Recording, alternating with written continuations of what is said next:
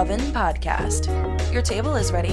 You can follow me. We're back in Manhattan at Pulpete 71, and we're sitting down tonight with Kyle Gordon. We love his improv comedy all over our social media feeds, and we can't wait to see what kind of humor he's bringing to the oven tonight. Chef Nicky Meatballs says the oven's preheated, so let's get started. All right, we're back. We're out back at Pulpete 71 on the Upper West Side. You know, we're waiting for these beautiful grape leaves to come in season so we could start making some bottles of wine out here. You know, before we start though, I want to congratulate Nicky Meatballs on having a beautiful baby boy last Sunday. He can't be here tonight because he's all caught up with that. But congrats, Nicky. Yeah, thank you for having me open the doors again. Thank you, Nick. Also, Frankie's not going to be making any bottles of wine out here. Not me, they do. You know, we're here with comedian, actor, improviser, and writer Kyle Gordon. Guys, thank you so much for having me. Oh, dude. Dreams really do come true. Thank you.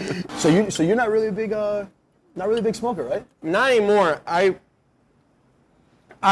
smoked a lot in high school, and that was pretty much the only time. And then when I went to college, literally the first 2 days of college, I got a DUI, biking under the influence. And because I went to school in Ohio, and I very innocently wanted to explore the town, so I rode my bike at 2 a.m. down the hill into the town, and there was a cop waiting for idiots like me just to be fucking around at 2 a.m. because it was freshman orientation, only the freshmen essentially were on campus, so it's it's the dumbest people that will ever come to this school are here right now. So he was waiting for me. I wasn't even that fucked up, but it shows how stupid I was. I was 17, and he was like, "Have you been drinking tonight?" And I was like, "Only one beer." He was like, "I'm gonna give you a ticket now. This is how I make my money." And so and then I had to do a diversion program with the state of Ohio to get it off my record and pee in a cup. So I started smoking less and less weed because I was getting drug tested. And then after that was done, every time I would smoke, I'd get plus I'm Jewish, so there's already anxiety boiling in there anyway. So I would just get super anxious, and eventually I just pretty much just stopped smoking weed. And so that was freshman year of college. That happens to some people, man. Yeah, It happens to a couple of my buddies. Yeah, as you get older, it's weird. Yeah, and I think the thing I always say is once or twice a year I'll try if I have this, because I want to relax.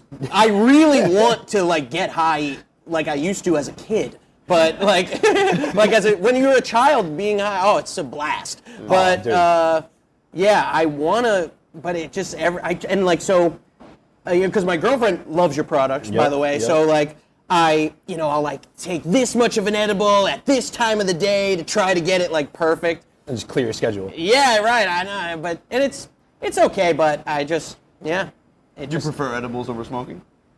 Yeah, I think now, because she gets the gummies too, which you can really dice it into the perfect amount. Exactly. And so that can be okay, but I think even still I get a little too high, so yeah. Are you funnier when you're high? No, absolutely. You guys are getting me you guys lucked out, because then I'll just be kind of in the corner clammed up a little bit. Yeah, exactly, clammed up, exactly. So yeah.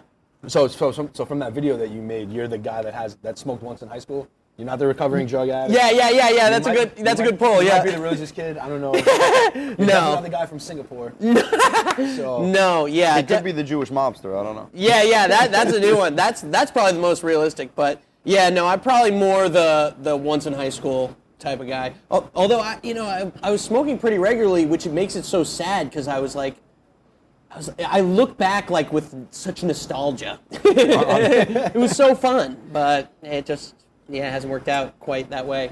Ever since people have been telling me these stories about getting anxious, all that, I'm like, man, I hope that doesn't ever happen to me. Yeah. Me too. I mean, stopping that, but me too. I'm jealous of people who can just smoke weed and relax. It was very illegal. When I was growing up. It was very illegal 5 years ago. Yeah, right. Yeah, exactly. So just the amount, and also just and because I wasn't really smoking as it started to become legal. So all the being able I've gone to the dispensary with friends and stuff and watched as being able to like really like shop around and pick and be like, I want this much sativa, and it show. I mean, I have no idea what the fuck I'm talking about, but you know, like just being able to like shop around like you're at like, you know, the bakery is very. Yeah, it's like a 7-Eleven just with honestly, flour everywhere. It's pretty wild. I mean, it's fully legal. Like in Massachusetts, I've been, and it's like it's fully legal, but they also like have to abide by these weird like strict laws. They're like,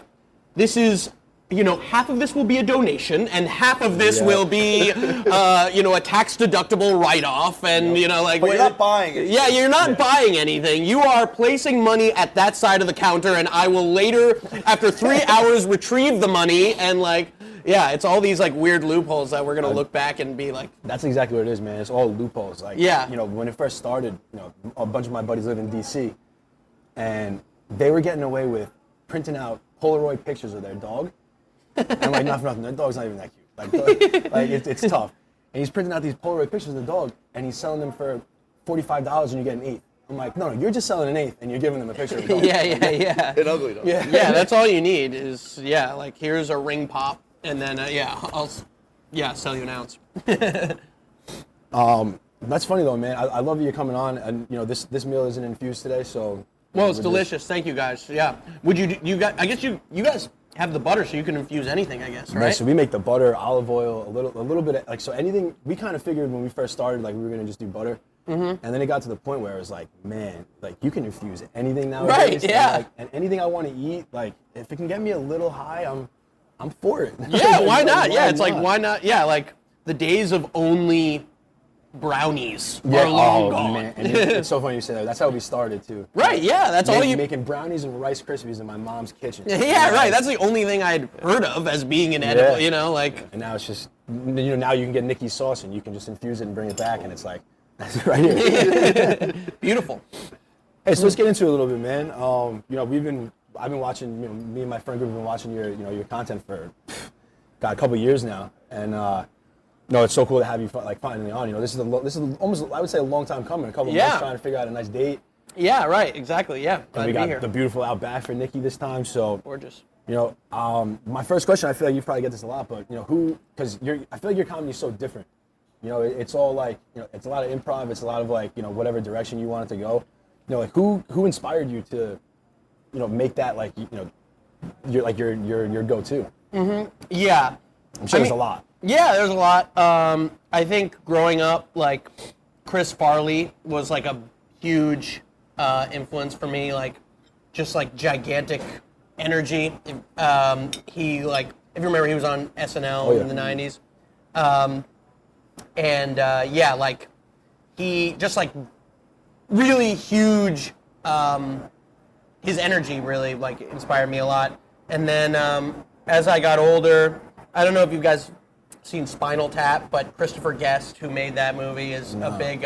He's great. You gotta check him out and all of his movies. Spinal Tap. Yeah. Have you seen Princess Bride? Oh yeah, of course. He's the six-fingered man. Oh, okay. Yeah. Nice. He's great. My dad loves that movie. He's the best, and he made a lot of like sort of like mockumentary, like type movies, and so he's a big influence of mine.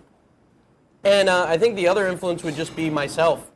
Because I'm the best. Hell yeah. Hell yeah. If you don't love yourself, ain't nobody gonna love you. Yeah, no, but those three. I'd say those three. That's a solid 3 right there. He's so much funnier than you. I love this. This is why I want to bring you on. I'm a professional. So, what was what was the first comedy show that you went to? Oh, that's a good question. First comedy show I went to. Sorry, I'm getting a phone call. See, this is very casual. I love it. Yeah, no. All right. Sorry, Brian. Shut the fuck up, Brian. No, first comedy show I went to, I don't know, it was probably like a fundraiser at my synagogue, probably. Like, if I were to guess, it was like, you know, they got like a 60-year-old guy who just like is from like, does, you know, like that's his shtick is going around the synagogue. Yeah. Every time there's a fundraiser, like he goes. But, I mean, I really didn't start seeing a lot of comedy till I moved to New York I mean, I like watched it, TV and film, Yeah, but I didn't yeah. like go to a lot of comedy shows till I moved to New York in 2014, and I probably honestly started seeing more improv because that's what I started doing was improv, and so I was doing a lot of improv and watching a lot of improv. So I think that kind of informs like my style too, because like I definitely come more from the world of improv than I do. Yeah. Like I'm not really a stand-up. I don't like do Exactly. stand-up, so that's more kind of the world I came from. So I forgot the name of this pasta dish, but we're having some pasta and sauce. See, Aaron, Delicious. It's awesome. And we're going to hop right back into it. that's one thing Mario's been trying to get better at is like describing the food. Yeah, like I eat it. Yeah. I eat it. And I eat it all. Notes of sauce. You can really taste the hint of tomato in this. Yeah, there's definitely fucking tomato in this. So, gonna jump right into it. When did you realize you were funny, and when did you decide to get into comedy? I mean, yeah, it's kind of a classic kind of comedy tale. I was always kind of a class clown ever since like elementary school. So Did you get class clown in high school? Was that like something you guys did? You did? No, I Who forget. beat, who beat you? Call him out. I think Greg Hoffman beat Fucking me. Greg Hoffman. man. Motherfucker. No, but I think he got it. But I mean, I deserved it. I mean, it's come on. Look But yeah, it's like I'm not bitter about it still. Totally not. No, yeah. So always kind of a class clown, and then, but like you don't realize, like growing like. You don't know any, I had never met an adult who had done anything in entertainment. The idea of like actually being a comedian is so fucking foreign that you don't even consider it as a possibility. And then in college, I went to an open mic one time, just going in senior year. And I was like, I guess this is just how you do it. So I moved to New York and, just kind of started with the improv, but it probably wasn't until like the very end of college that I actually like clicked, like, oh, this is actually something that you can actually try to do, So, class clown. One of my other questions was going to be, were you the funny one in the group? So I'm guessing you obviously were. Yes and no. I mean, I did have and my like high school friends are still like my closest friends, so they were all really, really funny. So I think that was kind of a good thing too, is that every one of my friends was like hilarious. Yeah. Yeah. And So always competing with something. yeah, exactly. Yeah, everyone's kind of like pushing each other to be Yeah. funnier or you suck. There's so many inside jokes within a friend group that like people who think they are funny, when they leave that group and they're around Yeah. other people, they realize how unfunny they are. Well, that's very true because I think, everyone thinks that they and their friends are the funniest fucking people on the planet. Yep. And that's why when I like moved to New York to try to do comedy, I was very like, I kind of understood that because I was like, I have to figure out if I'm actually funny or I am just like, there are a million people like me who think they're fucking that funny too. You know what I mean? Like, and I was like, oh, I'm actually kind of good at this. Like, but there are a lot of people who like think they're hilarious and then they try to do comedy. They're like, oh shit, it was just like me and Nick. like Nick is, he's the one who thinks I'm funny. Yeah. And they're like a deer in headlights when they get up there for the first time. Oh yeah. I mean, everyone's like that. So that's why it's kind of hard to tell. It's like, oh, with every comedian, it's like, it takes many, many years to like actually get good, even if you are really funny naturally. Yep.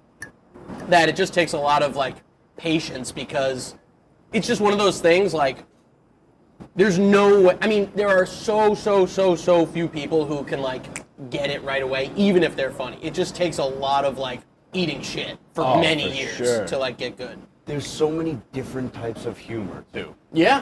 Like if the crowd in front of you is just not on the same wavelength in terms of your type of humor, you're Yes. gonna have a rough time. Yeah, or Totally. they shouldn't be there. Then. Like they know what they're getting. Unless you're in like a group Well, of listen, like 5 or 6 people coming off. That open mic night, Yeah. you don't know who's gonna be there. Totally. And I think that's the weird thing about comedy. I heard someone saying this.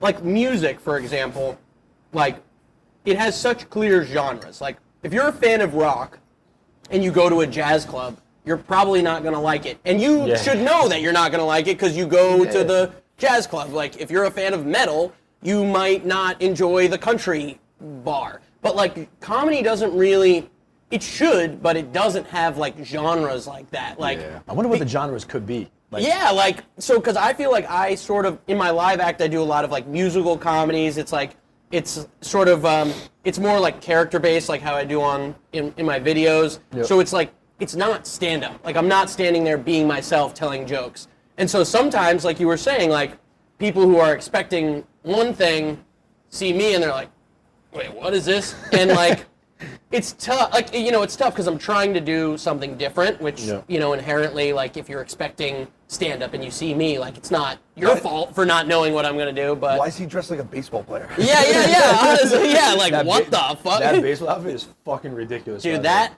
is one of the best purchases I've ever made in my life. It was like $30 on Amazon. What do you call him, Smokey O'Day?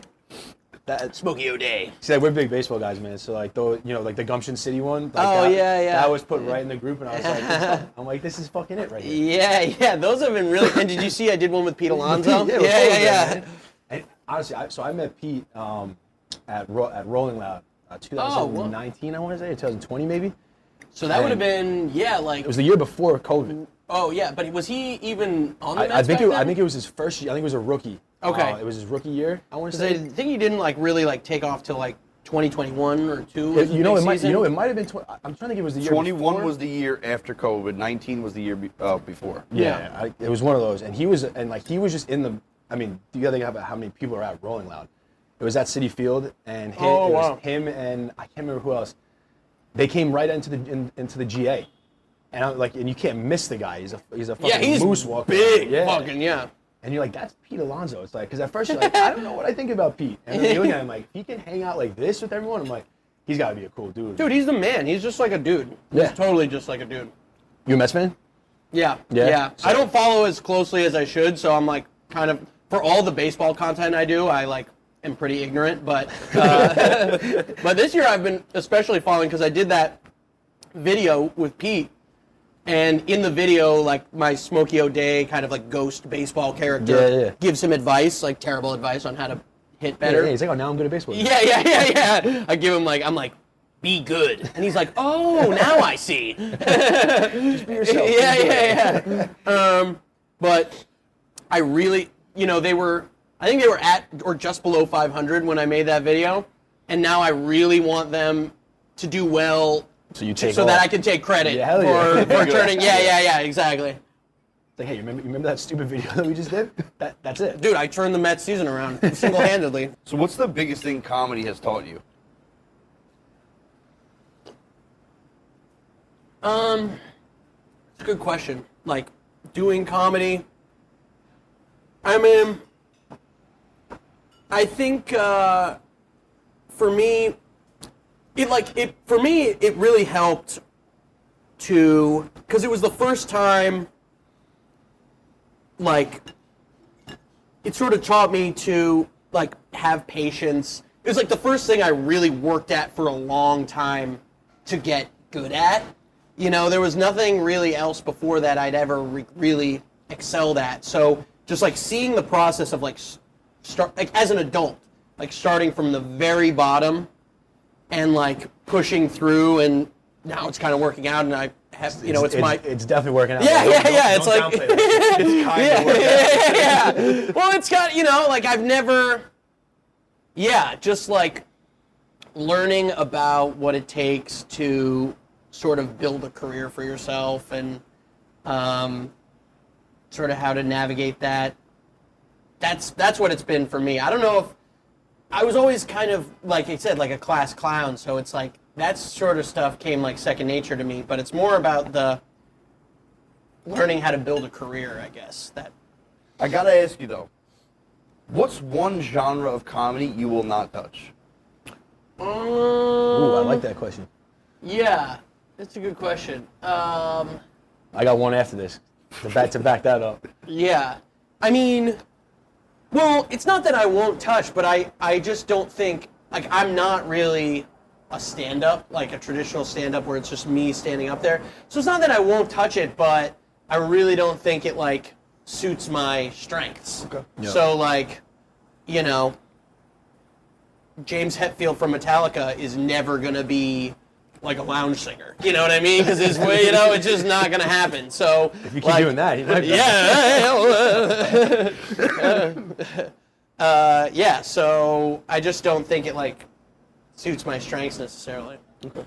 Yeah. So to piggyback that, you know, as a comedian, is there any jokes that are like off limits or like, you know, too far? Because you see some comedy skits, man, and these guys just, you know, obviously they have a good relationship with the audience before they do it, but like, you know, some stand-up is like questionable. I was sitting VIP at MSG for Louis C.K. Shout out to Jimmy for the tickets. Jimmy. I was uncomfortable for a lot of the jokes. When was this? I don't Oh, this is remember. the new tour? Yeah, the new one. Okay, yeah. And like it was not even for his, but just like the people who opened up for him, like that kind of humor, I realized is not for me. What was it like? What was it?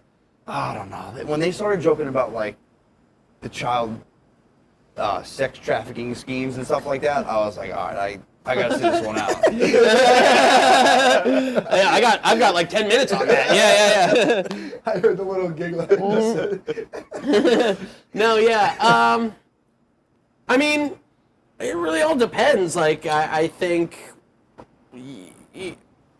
like, it really becomes uncomfortable when it's like not funny. You know, like if you talk about something and you make it not funny, then then the discomfort with it, I think, becomes like a lot more apparent. Right. Yeah, I mean, it really all just depends on how you approach it. So, who are the hardest people to make laugh? Like when you get in front of a crowd, like when you just look at someone, you're like, or not looking at them because it's not by their look, but just what type of person, what personality typically gives you the hardest time when it comes to like being able to make somebody laugh? Probably Italians. Yeah,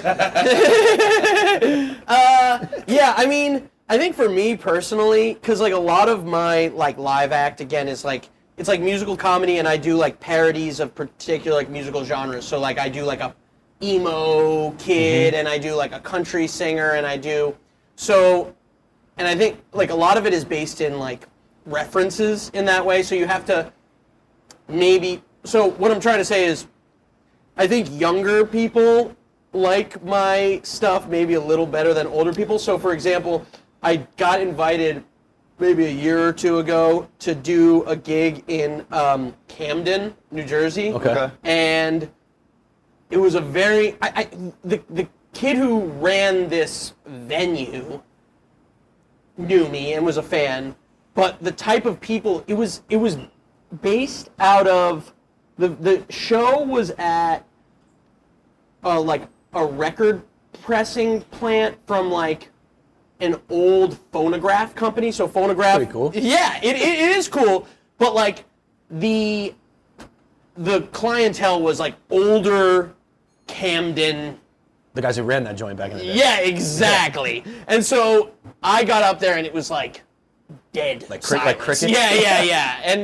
And you know what? And also I was opening for I can't remember his name, but he was like he used to work with Howard Stern like in the 80s. He was like Howard Stern's like joke guy. Tell me it's Jackie Martling. Yes, Jackie Martling. Yeah. We had him on. No way, really? That's we great. just put out his episode last night. That's fucking hilarious. I was just saying, no way he's talking about Jackie. Yeah, Jackie the Joke Man. Yes, I opened for him, and like, yeah, he was funny, he was great, but the audience who was there to see him was it's so they were different. like completely baffled by what I was doing, Yeah. and I mean, whatever, shit happens, but like I think they liked it because I was like, I was about to finish my set, and I was like, yeah, you guys don't know who I am, but like ask your grandchildren, I'm sure they know. And they loved it. They like wanted to be shit on. That was the only thing they laughed at. They were like, yeah, fucking shit on us for being old. Yeah, fucking. Yeah, fucking. That's so funny. You opened for Jackie? Yeah, that was wild. I didn't really get to talk to him, but yeah, that was a wild night. You know, talking about that crazy venue. You know, what's the best venue, or what's your favorite venue other than Union Hall? Yeah, well, so I do love Union Hall. Like, I have June 30th. Yep. And then I have a show at the Bell House in the fall, which is like a bigger venue, which is I'm really excited about because fingers crossed, I think I'm going to have like the full band. Usually I just play me and the guitar, but I think for that gig, I'm going to have the whole band. Nice. Which will be really cool. But other than that, I with my friend Jacob, who was here earlier, we do our show now at Union Hall, but we used to do it at Caroline's, which on Broadway, which unfortunately just closed. A lot of them are closing. Yeah, really sad. I mean, that place has been around forever. So Friars Club too, man. Friars Club just closed down. Oh, really? I didn't even know that. Wow, that's crazy. Just closed their doors a couple weeks ago. I'm like, damn. Oh, that's sad. Yeah, I mean, the original roast over there. Yeah, it's tough, really tough. But yeah, so I mean, that was cool just to be able to, because it's funny, like, because so much of how, almost all of how people know me right now is from social media, which is great. Like, but like explaining that to my family sometimes can be a little hard. But like when I told them I was doing Caroline's, they're like, "Whoa, you're doing Caroline's! Oh my God, Kyle's doing Caroline's!" Oh, like millions of followers means nothing. Like he's performing at Caroline's. That's good though. That's the best thing. When family just doesn't quite understand, but like they're there to support you. Got to give them something that is somewhat in their world. They're like, I have no idea social media, but like. Big venue. All right, I understand. Yeah. It's like my dad, man. My dad's 75 and like 76 now. And just to bring Jackie back, my dad has no idea what a podcast is. Yeah. Like I tell him like every Tuesday, we're going to shoot the podcast. In his head, he's like, all right, see you later, man. Because he has no fucking clue what's going on. He loved radio shows, though. You could tell him it's like a radio show. See, that's the thing. You got to give them explain it you give them something to latch on to. He loved calling and shitting on Mike Francesa. Oh, bro. He's one of those guys? Yeah. I love it. Yeah, classic. Frank from Levittown, you're like, why the fuck is he Oh, we got Frank from Levittown back again. So, he's here to talk about Mickey Mantle. These guys weren't But he's a character, man. When we told him we were getting Jackie on, I'm like, we want to have to dinner with Jackie. Yeah, Andy Pettit's a fucking bum! Throw him to the curb! We don't want him! That's literally Yeah, of course. He gets hung up on it. He sits there looking at the phone like, they're still talking on the TV, bro. Like, right. Your dad's yelling about Scott Brocious. Dude, that was prime time. Exactly. That's what got me into baseball. Oh, yeah, that was my era, too. Well, that was a good Mets, the Mike Piazza, Gardo Alfonso era. Yeah. Piazza, Clemens, Bay. Oh, yeah, it was beautiful. When you reference Mike Piazza, I fucking lose my mind. Oh, yeah. Bring back the steroid era in baseball. Say it right Amen, now. Bring dude. it back. Amen. If you want home runs, Slamming Sammy Sosa. Oh, I remember that so distinctly. I'm a pitcher, but I love hearing Chris Berman. No. Yeah, dude, 100%. I'll take the steroid era back, but that means we're gonna need some lacquer on their fingers. We're gonna need some more glue on there. Yeah, just let everything. Let the pitcher spitballs. Bring back spitballs. Yeah. You know what's funny though, like when they banned the old foreign substances, a lot of these batters would rather them put the sticky stuff on their fingers because they got better control. Yeah. Really? So think about it, you're standing up there and this thing's coming 90, 80, you moving. If I know that this ball, it has a better chance of not hitting me, I'm a little bit more comfortable in that box. His ball had so much movement when we played. Yeah. He was a little all over the place. He was good. He had a lot of movement. All right. Okay. Yeah. I'll have to watch your highlight reel. No, seriously, that's why we love those baseball videos. Man, other than the fact that they're fucking hilarious, it's it hits home. Yeah. No, it's really funny. Because I've done so many different characters, but it's and people will recognize me from different things. But if I pass kids with a bag or a baseball team, it's oh, I know they're gonna know who I am. How awesome is that? Though? Oh, it's great. It's cool. But because my girlfriend, she has a love-hate relationship with it, with people coming up to me, because sometimes she's just she's a New Yorker too, so she's leave me the fuck alone. She's better at me than at spotting when people are gonna come up to me. So if she sees a baseball team, she's like, move, get away. Put your fucking hood up. Yeah, literally. Yeah. So other than them, who else you got?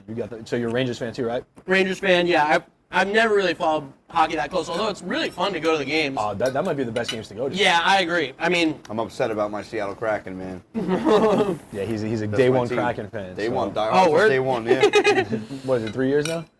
No, this was second season. Second season? So I'm a new hockey fan. I needed a team. You know, they started last year. Yeah, they start with, That's my with team. you. You joined with the newest team, yeah. We got to get Matty Beniers on here, and then I'll be happy. Matty Beniers.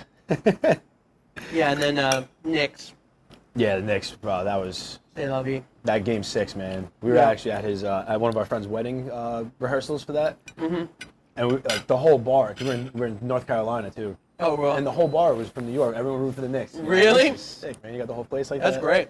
It's pretty cool though, man. Like people are obviously realizing, like you're on the court, you're on the ice, Yeah, dude. like you're on the field and shit. Like, Well, that's just been great because, once I love going to the games, and once I started doing, I sort of fell into doing like a lot of sports content, and it's something it's fun to do. So yeah, I kind of like fell into it, and then I just have been go. It started with the Mets because I mostly did the baseball stuff, and then I kind of fell into doing all the other stuff, but. Yeah, I really want.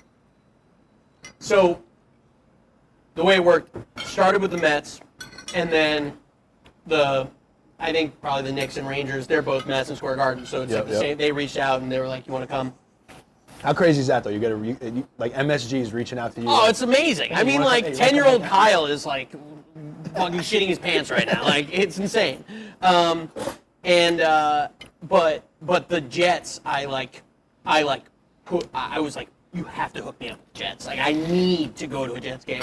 And yeah, that was in that one. That was really cool. That was like a really surreal moment because I got to bring my parents, and who are both also big Jets fans, and we got to go down on the field before the game. And Thomas Jones was there. If you remember Thomas Jones, and like, because that's like, they're like.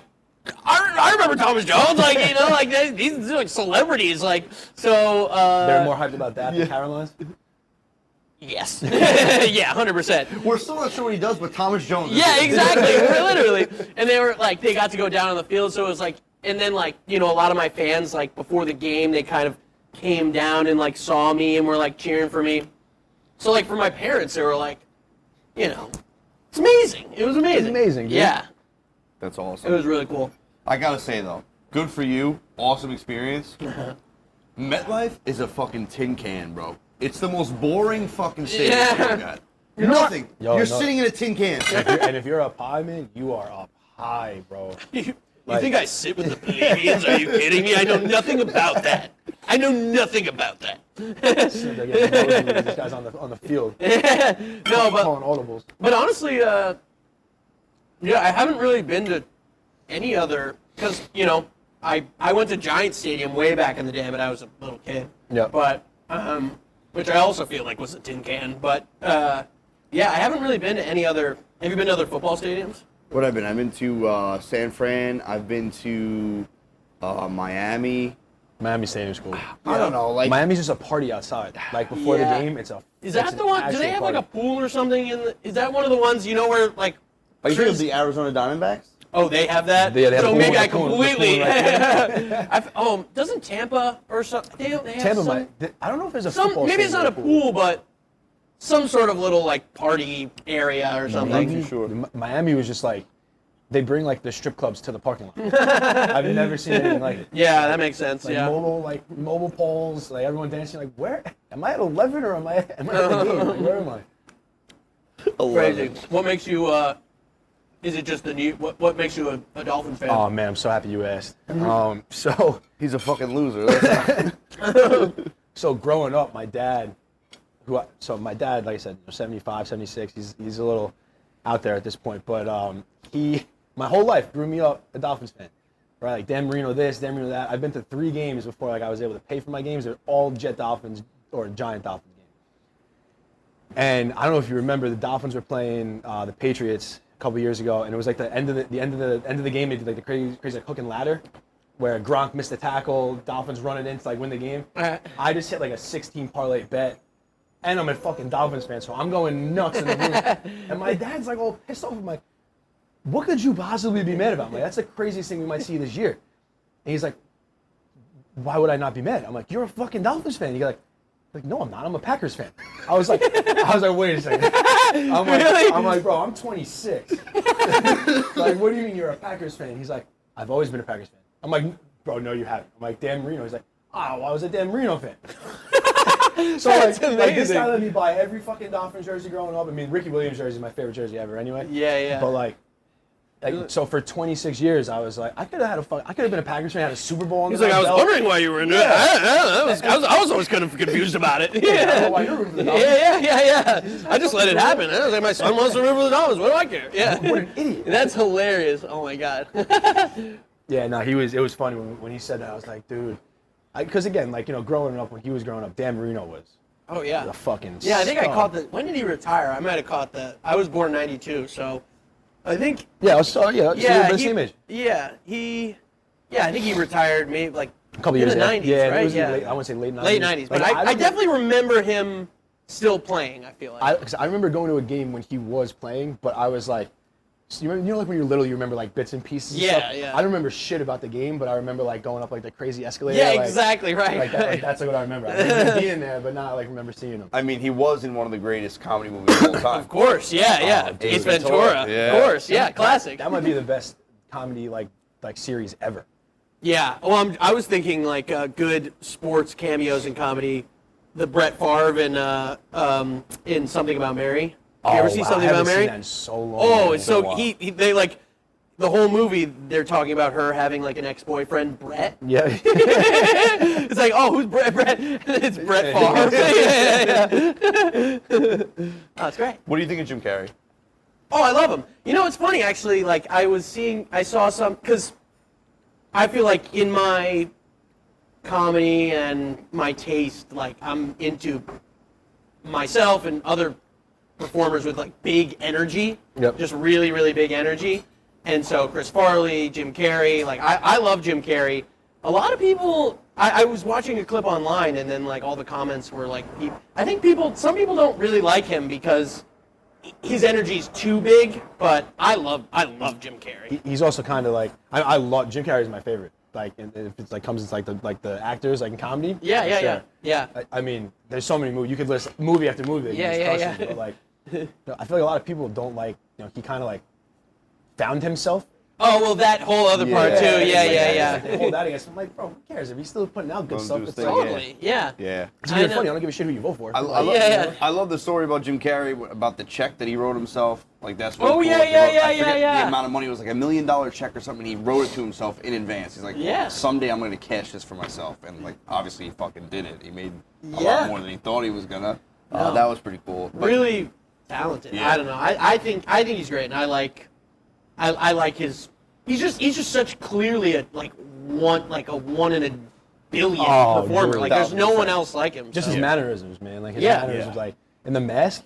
Oh yeah, it's You know, insane. like, no one could have been The Mask other than Jim Carrey. Yeah, Like, right. for sure. And I just like, and I like people who are so distinct and unique, and like I like any creative thing, but comedy especially that's like not obvious. You know what I mean? Like everything he does is surprising. None of it's obvious. It might not be your taste, but you can't dispute that he's like super unique. Oh, for sure. No, the mannerisms with him are just ridiculous. Yeah, they're all time. Yeah, he's insane. Yeah. I remember being a little kid and like watching him come out of a fake rhinoceros asshole. Like,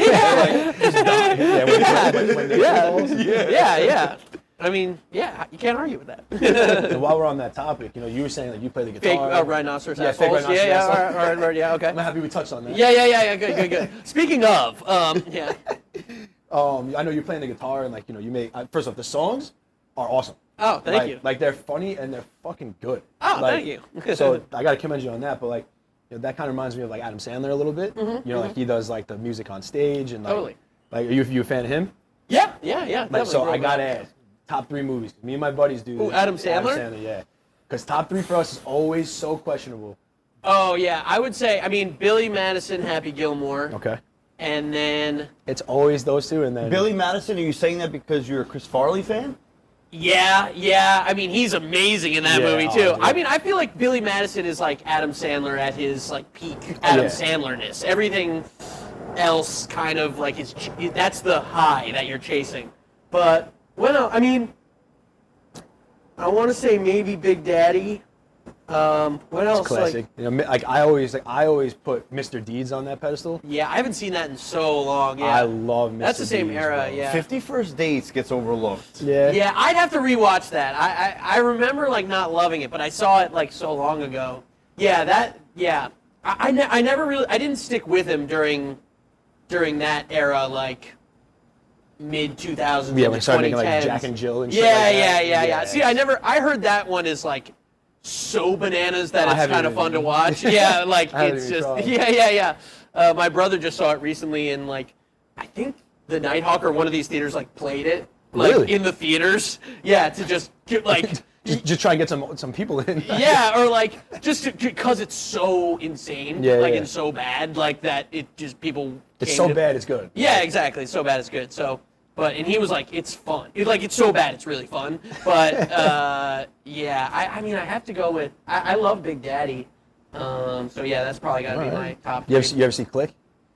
Oh, that's another one a long time ago. Bro. Well, that one that took a turn like halfway through the movie. That Yeah. buried me at like 55 minutes. I was crying in his Yeah. too. I remember also like I saw that. Yeah, that must have come out like 2003 or something like that. Yeah, probably sometime or- around that. Yeah. So I would have been like 12 or 13, and like then I'm like ready to see like Yeah, yeah. Adam Sandler be stupid, and then like halfway through it's like He's on the ground, it's raining. Yeah. And you're like, yeah. 300 pounds and having a heart attack. Yeah. What is going I'm like, on? what the fuck? I want more rhinoceros assholes. Like, I don't want like a heartfelt drama. Like, too. Yeah, I'm 13. I want fart. Start farting now.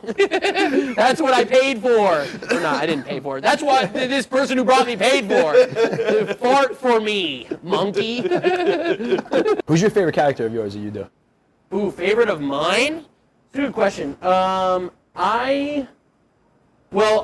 have to give a shout out because I'm currently in the midst of recording an album, kind of like I was Yep, saying yep. with like I have these comedy songs and sort of parodies of different genres, and I have this one character called DJ Crazy Times, which is a sort of like a late '90s like Euro dance DJ, and he's like speaks horrible English, so he's like, if you want patties to be making, have some noise. He's kind of like David Guetta almost, like he's like Stevie Aoki. yeah, but like European, so he's like, tonight we're going to have world peace.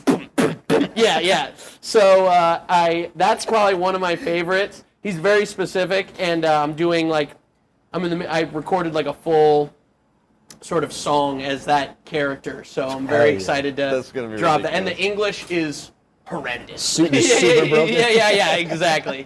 Yeah, horrific. No two words make sense next to each I other. love that. When can we expect this? Fall. Keep fall. So I don't have an official release date yet, but keep an eye out.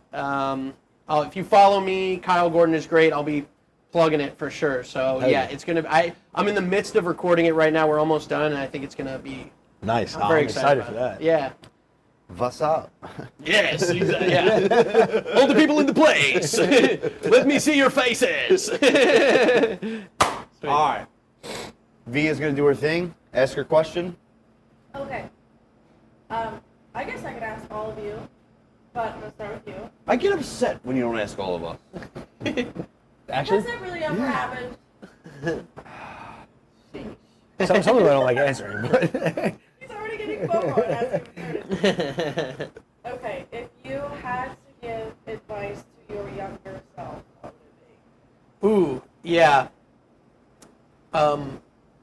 Like a sincere answer, I would like fuck up more. You know what I mean? Like that. Fuck up. Just like, don't. Just try things and fuck up, and you'll get better than trying to like learn how to do something before trying it. You know, like just try it. You're gonna suck for a long time, and just let yourself fuck up because you're gonna learn way quicker. What's like you doing the PR? Yeah, exactly. Yeah. But I never got good at that. But I would never have known if I hadn't fucked up so many times. Yeah. Yeah, that Yeah. was. Yeah, very. I would have to say, if I had to answer that, it would probably be somewhere along like the lines of that. You can't steal his question. No, because I was gonna say the same exact thing. No, Well, I mean, when you have the perfect answer, you can't really top it. I mean, yeah. Like, don't live the life you think you're supposed to lead, and don't do what you think the people around you, especially like family, Family's number your one. relatives. You know, like they're always gonna want you to do the safe thing. You know, and sometimes you get caught up doing the safe thing, doing what you're supposed to do, and you realize you're living someone else's life. You're not living yours. So, Just be that horse with Amen. blinders, man. yeah. Be Amen. that horse with blinders. That's what it is. We're gonna need a better answer from. No, that's it. That's really what that's what it is. It's like you said, just I mean, once you could fuck up all you want, maybe don't make that same mistake twice, but learn from that. But There you go. That's the elevated answer. Yeah, that's the adult answer. That's so- that's the 2.0. Yeah. Like we said, you're so much funnier than him. So. Oh please. Oh please. He's on the top 3. Come on, he's got it. All right. Time for the oven question. Another There's a lot in here today. another I'm gonna mix this ridiculous up. question from a ridiculously small oven. Great. When having soup, Why do you stick your dick in it, Kyle? Who told you that? When having soup. so when having soup, is it considered eating or drinking? Drinking, definitely. You think? Yeah. Well, yeah. No. Well, okay. I would say in a sentence, like, oh yeah, I'm gonna eat some soup. But if I was to describe what's actually happening in the act of having soup, it's more akin to drinking than it is to eating. It's a liquid. Just because you happen to have a spoon as the vessel to get if it's the same thing if you put I mean, it also depends on how thick the soup is. The I guess. contents of it? Yeah. You know? If there's some meat and macaroni in there. Like, Yeah, then you're eating that, yeah. Until I get to the broth, and then I'm drinking the broth. Well, I guess. tomato soup. You can literally have that in a mug. Yeah, but it's got substance. It's got substance. But- It's a little thicker, but you can have if you can have it in a mug, you're drinking that. What do you think? Oh, I think if you don't have to chew it, then you're drinking. But if you have that's a pretty good. Okay. That's a pretty good. Okay, so that's a pretty good distinction. So Via said if you don't have to chew it, you're drinking. Which I guess that makes sense. So it matters for the substance, what's in it, but what you said, how you said it depends what's in it. That's when you determine when you're talking to someone if you say you're eating it. or Yes, drinking yeah, it. I true. just realized I had a realization. I don't say either. Yeah. What do you say? I'm I'm gonna having have some soup. I'm having Yeah, I'm soup. having Yes. soup. Right. Yeah. What are you doing? I'm having soup. Yeah. Having soup. Yeah. Like. So the world is confused about whether you're eating or drinking it. Yeah. But you would say but you could say I'm having like, what are you eating for dinner? I'm having chicken. But I guess soup is the only thing you would never say. Like, No. I'm eating chicken, but you wouldn't say I'm eating soup. I'm No. eating soup. You never say. I'm And eating you soup. wouldn't say you're drinking soup. I can't tell you the last time I had soup. Like, now that I'm thinking about it. No, sometimes you just need it, especially in the winter. Good soup. I think. Yeah, I think if you chew it, you're eating the soup. If you're not chewing, you're drinking the soup. Unpopular opinion while we're on the soup discussion. French onion soup is garbage.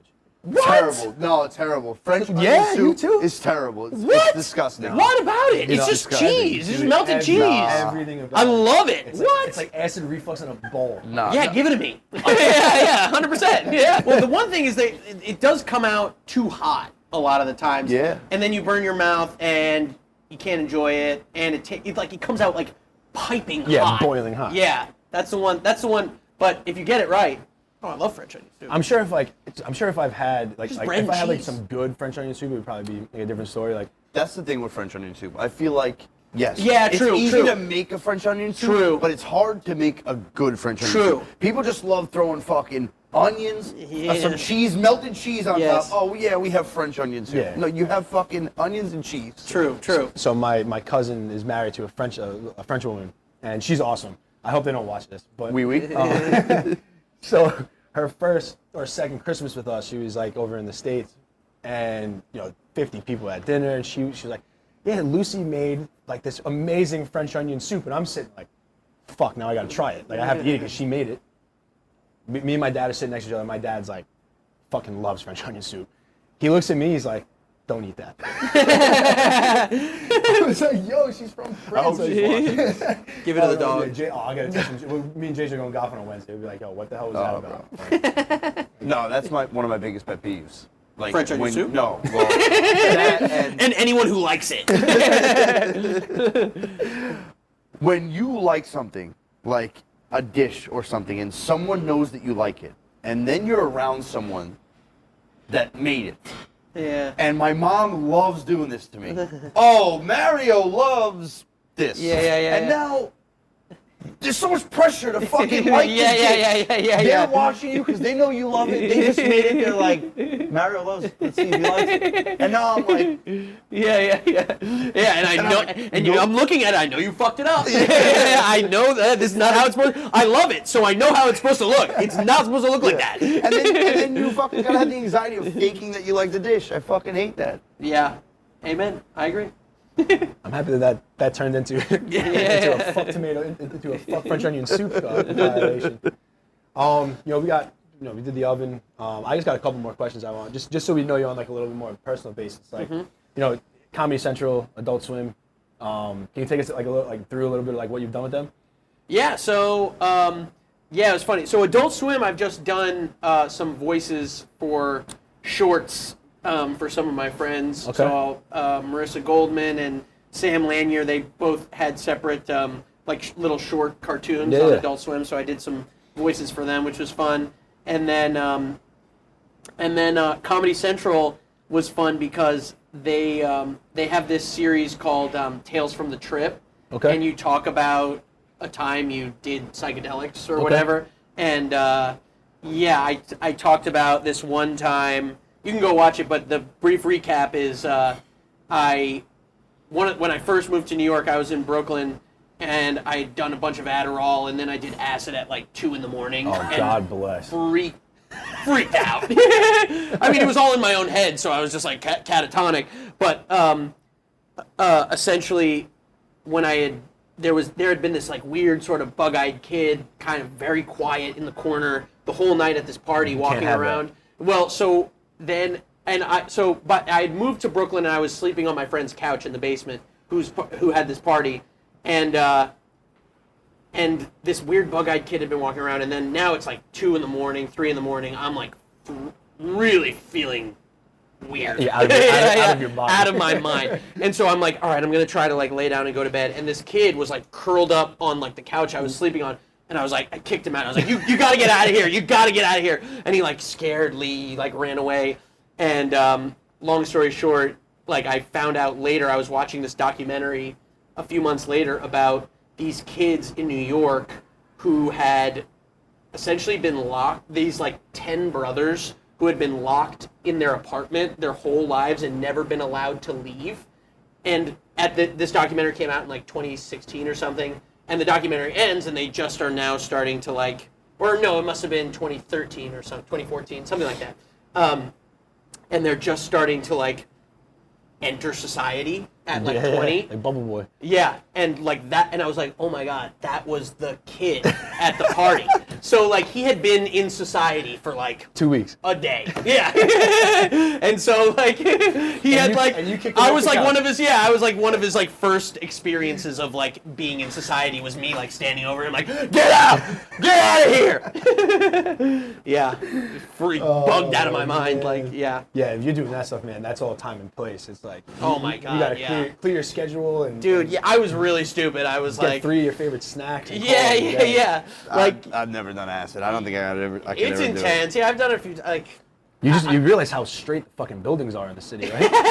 yeah, right. Yeah. Like, why is everything so symmetrical? Like, how the fuck did they do that? And that's kind of what we do at work. Like, yeah. But but with the Comedy Central, it was cool.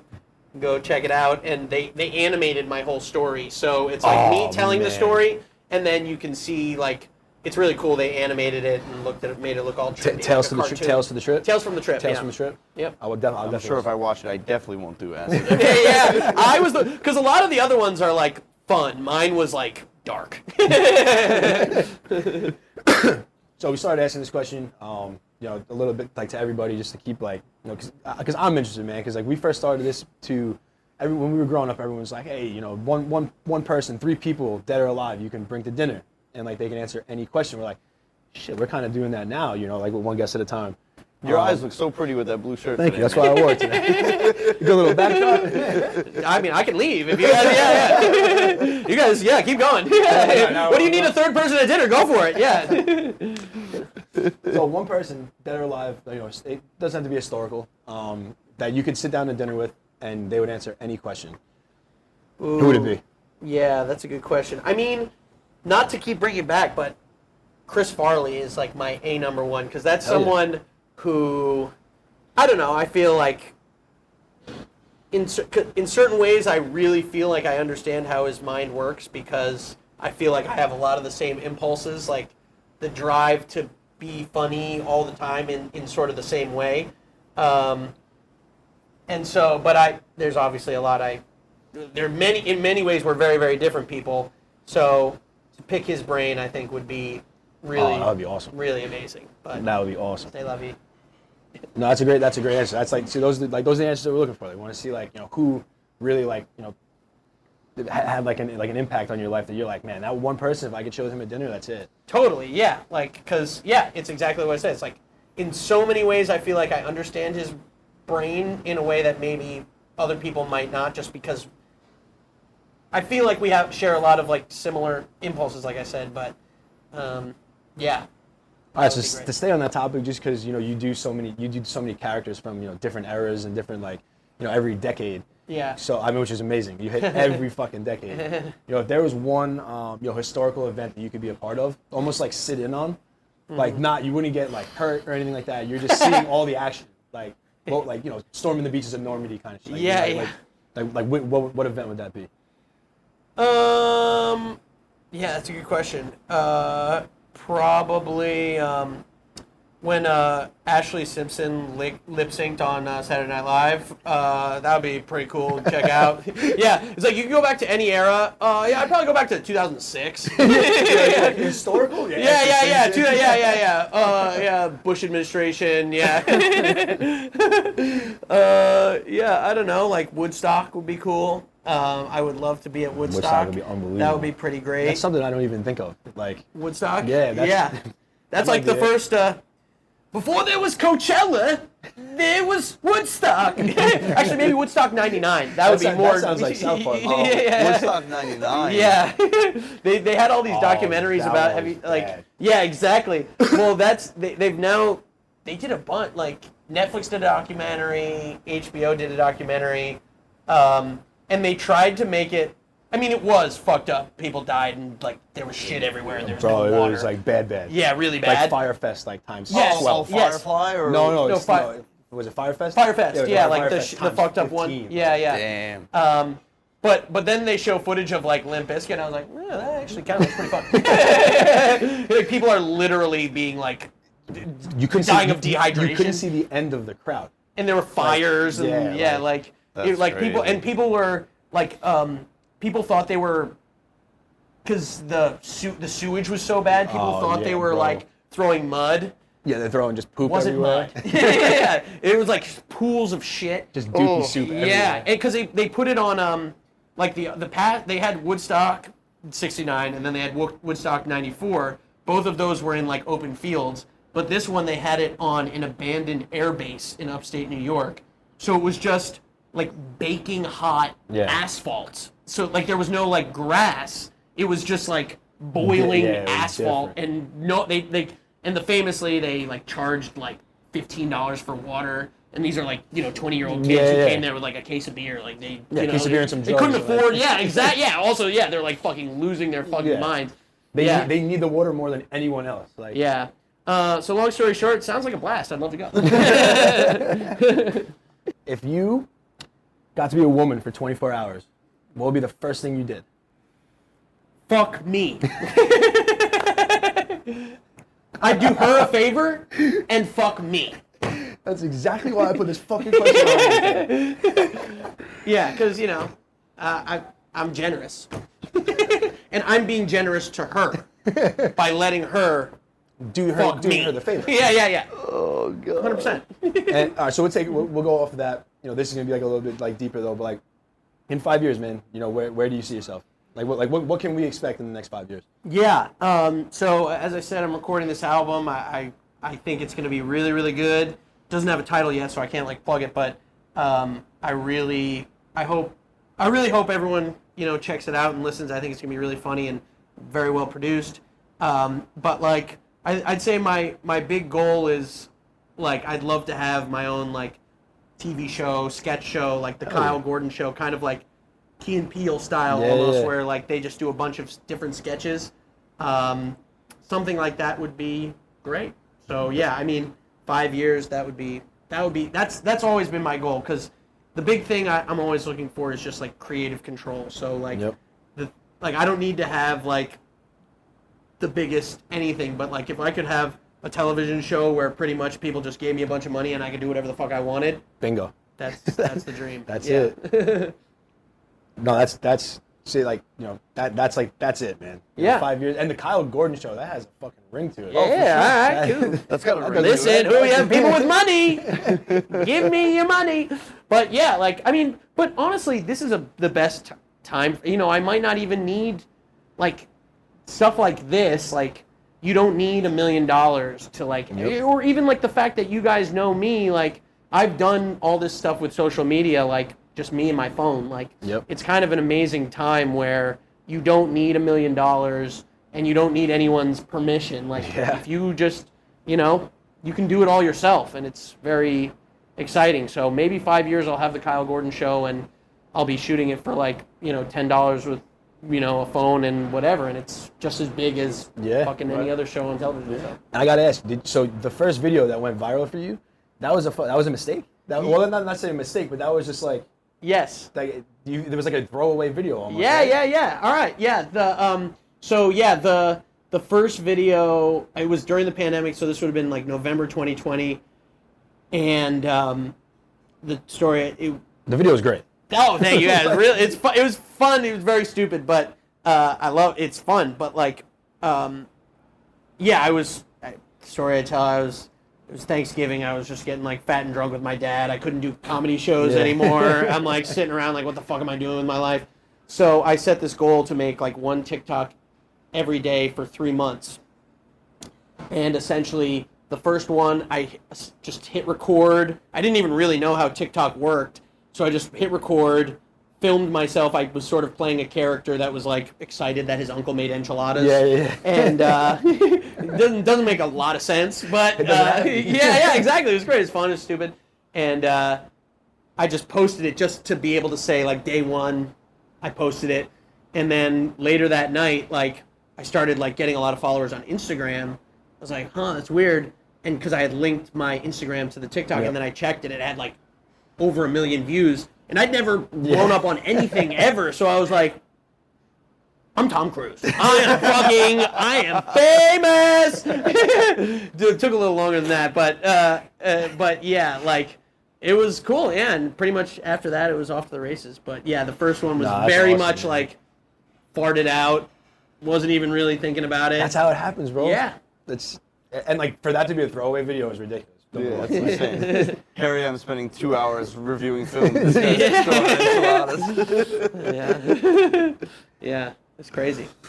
Well, dude, thank you so much for coming. Yeah, thanks for having me. Yeah, man, this is awesome. This was super fun. Yeah, great to meet you guys.